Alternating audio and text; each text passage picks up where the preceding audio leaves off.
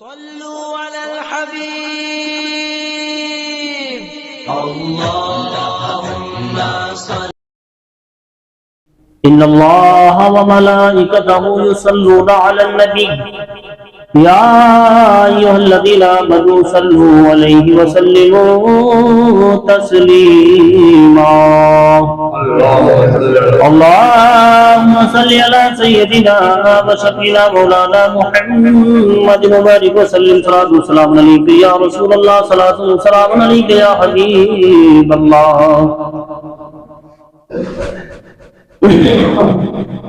محترم حضرات،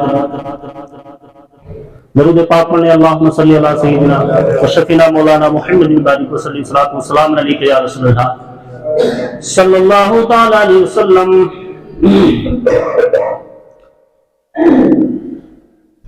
یہ دنیا دیکھ لی میں نے بڑی اترانے والی ہے، یہ دنیا دیکھ لی میں نے بڑی اترانے والی ہے، مسلمانوں کرو توبہ قیامت آنے والی ہے، مسلمانوں کرو توبہ قیامت آنے والی ہے، اور ذرہ ذرہ حشر میں کانٹے پہ تولا جائے گا، ذرہ ذرہ حشر میں کانٹے پہ تولا جائے گا، اور کبریا کے سامنے ہرگز نہ بولا جائے گا، ذرہ ذرہ حشر میں کانٹے پہ تولا جائے گا، اور کبریا کے سامنے ہرگز نہ بولا جائے گا، اور مار بیٹھا ہے جو کوئی دوسرے کے مال کو، مار بیٹھا ہے جو کوئی دوسرے کے مال کو، حشر میں پہچان لینا منہ سیاہ ہو جائے گا، مار بیٹھا ہے جو کوئی دوسرے کے مال کو، حشر میں پہچان لینا منہ سیاہ ہو جائے گا۔ محترم بزرگوں، میرے عزیزوں، اللہ رب العزت قرآن مقدس میں ارشاد فرما رہا ہے اِنَّ بَطْشَ رَبِّكَ لَشَدِيدٌ۔ اس کا مطلب یہ ہے کہ اللہ کی پکڑ بہت سخت ہے، بہت شدید ہے۔ جس طرح سے ہم گناہ کرتے ہیں یا ہم کو نیک کام کرتے ہیں تو اللہ کے محبوب پر ہم درود پاک پڑھتے ہیں اور نیک کام کرتے ہیں، نمازیں پڑھتے ہیں، تو پیارے نبی جناب محمد مصطفیٰ صلی اللہ تعالی علیہ وسلم اپنے دیوانے کو وحی سے سماعت فرماتے ہیں۔ یہ ہمارا کامل یقین ہے، یہ ہمارا ایمان ہے کہ میرے مصطفیٰ جان رحمت مدینہ شریف سے ہم کو یہاں دیکھ رہے ہیں، مگر عزیزم مکرم محترم، جس طرح سے پیارے آقا ہم سبوں کو، اب غلاموں کو نیک کام کرتے ہوئے دیکھ رہے ہیں، درود پاک پڑھتے ہوئے سماعت فرما رہے ہیں، ذرا اپنے ذہن پر زور ڈالیے، توجہ دیجئے۔ جس طرح سے ہم نیک کام کرتے ہیں تو دل میں خوش ہوتے ہیں کہ ہمارے آقا بھی ہم کو سماعت فرما رہے ہیں، ہمارا رب بھی ہم کو دیکھ رہا ہے، ہم بھی خوش ہو رہے ہیں۔ جس طرح سے ہم نیک کام کر کے اپنے رب کو راضی کرنے کے لیے لگے ہوئے ہیں اور یہ گمان و یقین رکھتے ہیں کہ ہمارا رب بھی ہم کو دیکھ رہا ہے اور رب کا محبوب جناب محمد بھی ہم کو دیکھ رہے ہیں، وہ مدینے سے سماعت فرما رہے ہیں، اچھے کاموں کو دیکھ کے ہمارا رب بھی خوش ہو رہا ہے اور ہمارے مصطفیٰ جان رحمت بھی خوش ہو رہے ہیں، تو پتہ یہ چلا جس طرح سے ہم نیک کام کر کے اپنے رب کو دکھا رہے ہیں تو ہم ذرا زور ڈالیں اپنے ذہن پر، جب نیک کام کرتے ہیں تو رب بھی دیکھتا ہے، رب کے محبوب بھی دیکھتے ہیں، تو جب ہم برے کام کریں گے، کسی کا دل دکھائیں گے تو رب ہم نہیں دیکھے گا کیا؟ تب ہمیں رب نہیں دیکھے گا کیا؟ تب ہم کو رب کے محبوب جناب محمد مصطفیٰ سماعت نہیں کریں گے؟ اللہ اکبر کبیرہ، میرے مصطفیٰ جان رحمت اس کو بھی دیکھ رہے ہیں جو درود پاک پڑھ رہا ہے، اس کو بھی دیکھ رہے ہیں جو نیک کام کر رہا ہے، جو کسی کی خوشی میں شامل ہو رہا ہے، جو کسی کے غموں کو دور کر رہا ہے، کسی یتیم کے سر پہ ہاتھ رکھ رہا ہے، کسی بیوہ کے سر پہ ہاتھ رکھ رہا ہے، کسی غریب کی مدد کر رہا ہے۔ جس طرح سے ہم کو ہمارا رب جو ہے نیک کام کرتے ہوئے دیکھ رہا ہے، اسی طرح سے ہم غفلتیں جو کرتے ہیں، برے کام جو کرتے ہیں، کسی کا دل جو دکھاتے ہیں، کسی کا ناحق کو مارتے ہیں، کسی کا ہم قرض لیتے نہیں دیتے ہیں، جس طرح سے رب ہمیں نیک کام میں دیکھ رہا ہے، اسی طرح سے رب قدیر ہم کو برے کام کرتے ہوئے بھی دیکھ رہا ہے۔ محترم بزرگوں، نوجوان ساتھیوں، دنیا میں ہمیں اللہ رب العزت نے بھیجا ہے عبادت کرنے کے لیے۔ دنیا میں ہمیں رب العالمین نے بھیجا ہے عبادت کرنے کے لیے۔ وما خلقت الجن من الانس، اس لیے اللہ رب العزت نے انسان اور جنات کو اپنی عبادت کے لیے پیدا کیا، نہ کہ کسی دوسرے کے حق کو مارنے کے لیے، نہ کہ کسی دوسرے کے دل کو دکھانے کے لیے، نہ کہ دوسرے کو ستانے کے لیے، بلکہ اللہ نے عبادت کے لیے پیدا کیا ہے، اپنی ریاضت کے لیے پیدا کیا ہے، اپنی معرفت کے لیے پیدا کیا ہے، اپنی محبت کے لیے پیدا کیا ہے۔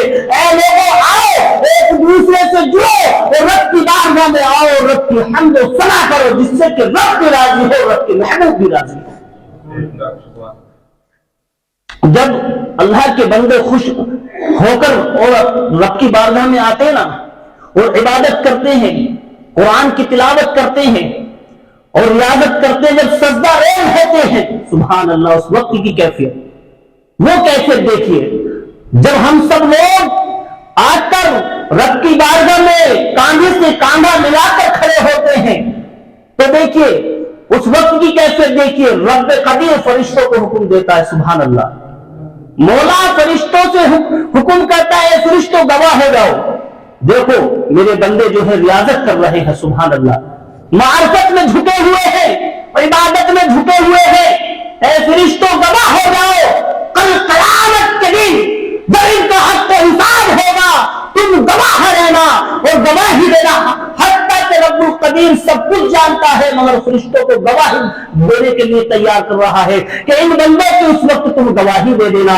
مولا کریم کتنا راضی ہوتا ہے جب نماز پڑھتے ہیں، مولا کریم کتنا خوش ہوتا ہے جب ہم عبادت کرتے ہیں، مولا کریم کتنا معاف کرتا ہے اور ہم سے کتنا خوش ہوتا ہے اس وقت جب ہم ایک ہو کر نماز میں سجدے میں سر کو جھکا دیا کرتے ہیں۔ اور دوسری بات، جب رب کے فرشتے اپنی ڈیوٹی سے اللہ کی بارگاہ میں حاضر ہوتے ہیں، سبحان اللہ، رب کی بارگاہ میں جب حاضر ہوتے ہیں تو رب کے فرشتے رب کی بارگاہ میں حاضر ہو کے یہ عرض پیش کرتے ہیں، مولا کریم ہم نے تیرے بندوں کو عبادت کرتے ہوئے دیکھا، اے مولا کریم ہم نے تیرے بندوں کو قرآن کی تلاوت کرتے ہوئے دیکھا، اے مولا کریم ہم نے تیرے بندوں کو نماز فرض ادا کرتے ہوئے دیکھا، ریاضت میں دیکھا، عبادت میں جھکتے ہوئے دیکھا، اپنی پیشانی کو تیری بارگاہ میں جھکاتے ہوئے دیکھا۔ فرشتے عرض کرتے ہیں، اے مولا اب یہ تیرے بندے تیری ریاضت کرتے ہیں، تجھ سے محبت کرتے ہیں، تجھ سے معافی مانگتے ہیں، اب ہم بھی گواہ ہے، ہم بھی ان کے حق میں دعا کرتے ہیں، اے پروردگار عالم، اے تمام جہان کے مولا، ہمارا بھی تو مولا ہے، تمام جہان کا مولا ہے، مولا ہم گواہی دیتے ہیں اور ہم ان کے حق میں دعا کرتے ہیں، ان کے گناہوں کو معاف کر دے اور ان پر جو بچوں کی بارش نہ کرنا بلکہ رحمت و انوار کی بارش کر کے ان کو خوش کر دینا۔ مولا کریم کے فرشتے بھی اس کے لیے دعا کرتے ہیں، اللہ کے فرشتے اس بندے کے لیے دعا کرتے ہیں جو بندہ اللہ کی بارگاہ میں رجوع اور خشوع ہوتا ہے، عبادت کرتا ہے۔ اللہ اکبر۔ ہم اور آپ اور سب لوگ کہیں نہ کہیں گناہوں کے دلدل میں پھنسے ہوئے ہیں، کہیں نہ کہیں گناہوں کے دلدل میں پھنسے ہوئے ہیں۔ کوئی ظاہری نہیں کرتا تو کوئی باطن میں کر لیتا ہے، کوئی ظاہر میں گناہ نہیں کرتا تو کوئی باطن میں کر لیتا ہے، کوئی ظاہر دکھا کے نہیں کرتا، کوئی دکھا کے نہیں کرتا تو کوئی چھپا کے کر لیتا ہے، کوئی جو ہے گناہ جو ہے دوسرے کو دکھا کے نہیں کرتا تو پردے کی آڑ میں کر لیتا ہے۔ اللہ اکبر کبیرہ۔ ایک بات میرے ذہن میں آ گئی، میں آپ کو وہ بات بتا دوں۔ ایک انسان ہے جو گناہگار ہے، شراب بھی پیتا ہے، اللہ نوازنے پہ آئے تو الحمدللہ گناہگار بندے کو نواز دے، اسے معاف کر دے، مگر ہم توبہ تو کریں، ہم توبہ تو کریں، ہم توبہ ہی نہیں کرتے، اس کی بارگاہ میں آتے ہی نہیں۔ آئے کیسے؟ آنا پڑتا ہے تو کچھ محنت بھی کرنی پڑتی ہے، پاک و صاف رہنا پڑتا ہے، سر پہ ٹوپی بھی لگانی پڑتی ہے۔ اب یہ ٹوپی کرتا پجامہ پہننا ہم کو گوارا نہیں، اللہ کی بارگاہ میں آنا گوارا نہیں۔ بس دو چار چھ زندگی میں کام پڑ جاتے ہیں مسجد والوں سے تو وہ کام نپٹا لیتے ہیں، مگر سب کچھ پیسہ ہی کام نہیں آئے گا، میرے دوستوں، سب کچھ پیسہ کام نہیں آئے گا، بلکہ اس کی بارگاہ میں آنا کام آئے گا، ریاضت میں عبادت کرنا کام آئے گا۔ ہم جو اپنے مال پہ پھول رہے ہیں، ٹھیک ہے، الحمدللہ، اللہ سب کو نوازے، یہ نعمت ہے، اللہ نے جو آپ کو نعمتیں دی ہے۔ یاد رکھو، پیسے میں سے بھی جو حلال کمائی ہم کماتے ہیں، چاہے میں ہوں چاہے کوئی بھی ہو، مسلمان کے لیے یہ فرض ہے جو نیک کمائی کا پیسہ ہے اس میں سے بھی زکات نکالے، جب وہ پاک ہوگا، زکات نکالے، پاک ہوگا۔ 1 لاکھ روپے ہیں تو اس پہ 2.5% زکات واجب ہے، اگر نہیں نکالے گا تو وہ سائنس کے طریقے سے پاک نہیں ہے، پاک نہیں ہوا۔ اس کو پاک کرو، پاکی ظاہر کرو، اپنی ملکیت کو پاک کرو، اپنے خون پسینے کی جو کمائی ہے اس میں سے زکات فطرہ نکالو، اس لیے جو تم زکات نکالو گے وہ زکات اس کو دو آپ جو تمہارے گھر میں غریب ہے، جو تمہارے خاندان میں غریب ہے، جو تمہارے محلے میں غریب ہے، جو تمہاری بہن بیٹی جو ہے مانگنے کا کام کر رہی ہے، اپاہج ہے، بیوہ ہے، یتیم ہے، وہ زکات اللہ کی قسم تم اس کو دے دو گے، اس کے تن پہ اس تمہارے پیسے سے کپڑا آئے گا، کل قیامت تک کے لیے تمہیں اجر ثواب حاصل ہوگا۔ ہم اس چیز کو نہیں سوچتے کہ ہمارے محلے میں، ہمارے برادر میں، ہمارے گاؤں کے اندر کوئی غریب ہے، کوئی یتیم ہے، کوئی بیوہ ہے، اللہ نہ کرے، یہ زکات اس کو آپ دے دو، ہدیہ پیش کر دو، اس کو خبر نہ ہو کہ کہاں سے آیا ہے، الحمدللہ اس کا دل کتنی دعائیں دے گا، 2 وقت کا اس کے گھر میں کھانا آئے گا، کتنی دعائیں دے گا، اس کے بچوں کو تعلیم ملے گی، اس کے دل سے کبھی آہ نہیں بلکہ خوشی کے آنسو نکلیں گے۔ کون اگر ایسی چیزوں پہ دھیان دے دے الحمدللہ تو یہاں بھی کامیابی حاصل ہوگی، الحمدللہ حشر کے میدان میں بھی کامیابی حاصل ہوگی۔ تو میں عرض یہ کر رہا تھا، ایک گناہ گار جو شراب پیتا اور کئی خصلتیں اس کے اندر، مگر جب وہ دعا کرتا رب کی بارگاہ میں تو کہتا اپنے مولا سے، یا اللہ میں گناہ گار بندہ ہوں، میں گناہ گار بندہ ہوں، جہنم کے کس کونے میں مجھ جیسے بد نصیب کو ڈالے گا، اللہ کہیں جگہ ہے یا نہیں ہے، اللہ اکبر کبیرہ۔ اسی جستجو کے اندر اس کا انتقال ہوا، گاؤں میں، محلے میں، تمام میں یہ معلوم تھا کہ یہ شرابی ہے، سب کو معلوم تھا یہ گناہ گار ہے۔ جب اس کا انتقال ہوا، اللہ اکبر، تو کسی نے اس کے جنازے کو کاندھا نہیں دیا، کاندھا نہیں دیا۔ اور یہ شریعت میں ہے، اگر کوئی بے نمازی ہے اور اس کی کوئی شہادت نہ دے، کوئی گواہی نہ دے، تو اس کے جنازے کو کاندھا نہ دیا جائے، اس کی نماز جنازہ نہ پڑھائی جائے، بلکہ یہاں تک آیا علماء لکھتے ہیں کہ اس کے جنازے کو 40 قدم کھدیڑا جائے۔ ایسا گوارا کریں گے ہم لوگ؟ ایسا گوارا کریں گے؟ بتائیے، جس کے گھر میں موت ہو جائے اور اس جنازے کو 40 قدم کھدیڑے، اللہ اکبر، کوئی بد نصیب ہی ہوگا جس نے زندگی میں نماز نہ پڑھی ہوگی، جس کا کوئی گواہی نہ ہوگا، باقی تو الحمدللہ کبھی نہ کبھی تو پڑھ ہی لیتے ہیں، عید کی، بقرہ عید کی، سال میں 1-2 بار تو پڑھنے کی کوئی نہ کوئی گواہی تو ہی دے گا۔ تو اس کے جنازے کو کوئی کاندھا دینے کے لیے نہیں آیا اور نہ نماز جنازہ ہوئی۔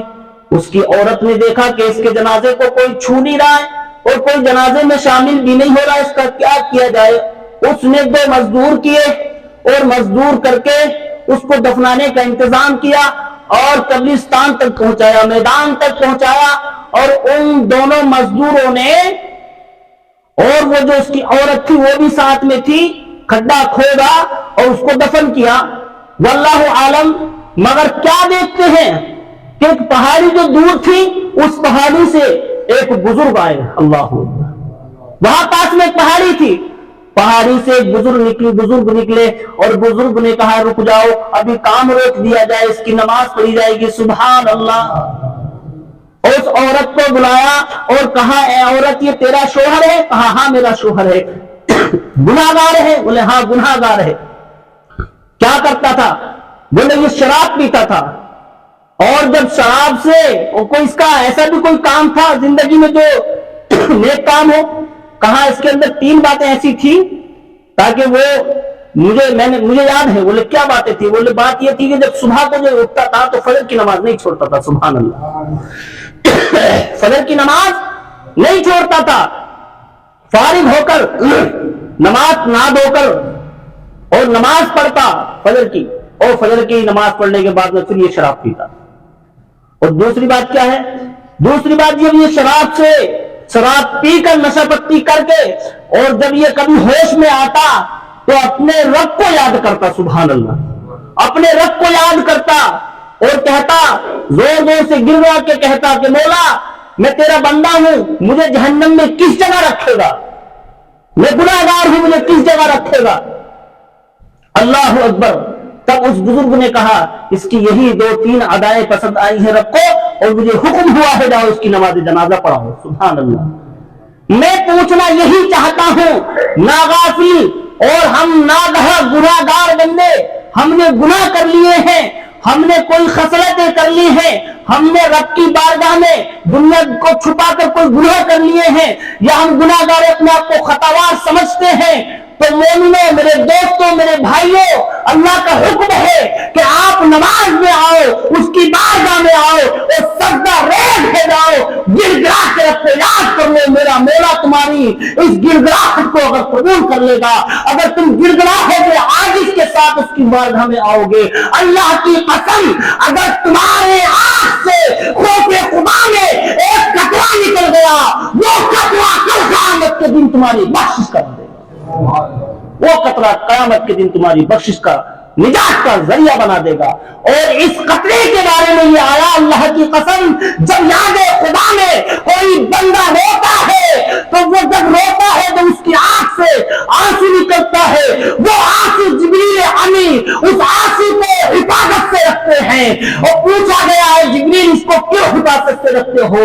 کہا یہ وہ آنسو ہے جو بندے یاد خدا میں رویا کرتے ہیں، ان کے آنسو کو مجھے حکم ہوا ہے کہ ان کو حفاظت سے رکھا جائے، اس لیے کہ کل قیامت کے دن جب جہنم دکھائی دے گی تو ان جہنم کو یہ آنسو چھڑکے جائیں گے، جہنم سرد ہو جائے گی. یہ ہے یاد خدا میں رونے کا مطلب، یہ ہے خدا کو یاد کرنے کا جز. تو خدا کو یاد کرو، گر گرا کے یاد کرو، اور خدا کو یاد کرو، ایسا کرو کہ تمہارا دل بھی روے اور آنکھ سے آنسو بھی نکل جائے. آج ہم نے رونے کی تو بات کہاں، اللہ کی شان میں چھوٹی سے لے کے بڑی تک غلطیاں کر دیتے. اللہ کی شان میں کسی کو ذرا سا دکھ ہو جائے اور 2-4 دن اس کے دکھ کو رفع دفع نہ ہو تو ہم یہ کہہ دیتے ہیں اللہ نے سارے دکھ مجھے ہی دے دیے. بولو ایسا کہتے ہیں؟ نہیں کہتے. اللہ اکبر. یہ بھی آپ کی غلطی ہے، یہ بہت بڑی غلطی ہے. اس لیے آپ جب کھیتی تیار کرتے ہیں، دانا بوتے ہیں، اور دانا بونے کے بعد جب دانا اگتا ہے تو آپ کو پانی پلانے کی ضرورت پڑتی ہے، اور آپ پانی پلانے کے لیے ادھر ادھر جاتے ہیں، پانی کا انتظام کرتے ہیں. پتہ چلتا ہے ہمارے کھیتوں پہ اللہ نے پانی نہیں برسایا، دوسروں کے کھیتوں میں پانی برسا دیا. تو آپ کے دل پہ گزرتی ہے کاش کو ہمارے بھی کھیت میں پانی برس جاتا. کہتے نہیں کاش کو مولا کریم ہمارے کھیتوں میں بھی برسات کر دیتا، باران رحمت کا نزول کر دیتا. اللہ کا جو پانی گرتا ہے اوپر سے، برسات جو ہوتی ہے وہ پانی نہیں بلکہ اس کو باران رحمت کا مرتبہ دیا گیا ہے. وہ رحمت ہے، رحمت وہ رحمت ہے. پانی